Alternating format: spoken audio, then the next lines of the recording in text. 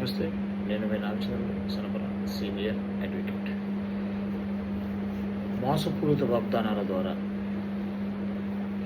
లేదా నెరవేర్చే ఉద్దేశం మనసులో లేనప్పటికీ పెళ్లి చేసుకుంటాను అని నమ్మించి శారీరకంగా కలిసి మోసం చేస్తే 10 సంవత్సరాలు జైలు శిక్ష పడే అవకాశం ఉంది. అంటే ఆ మహిళ ఎవరైతే ఉంటారో ఆ మహిళ కనుక నన్ను శారీరకంగా కలిసి మోసం చేశారు, పెళ్లి చేసుకుంటాను అన్నారు అని చెప్పి ఇప్పుడు పెళ్లి చేసుకోను అని అబద్ధం చెప్తున్నారు అని ఆమె కనుక కేసు నమోదు చేస్తే 10 సంవత్సరాలు జైలు శిక్ష పడే అవకాశం ఉంటుంది.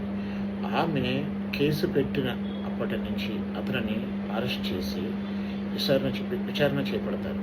ఆ విచారణలో ఇద్దరూ శారీరకంగా కలిశారు అని తేలితే ఖచ్చితంగా 10 సంవత్సరాలు జైలు శిక్ష పడుతుంది. కాబట్టి ఆడవాళ్ళని మోసం చేయడానికి ప్రయత్నం చేయకండి, శారీరకంగా వాళ్ళని ఇబ్బంది పెట్టే ప్రయత్నం చేయకండి.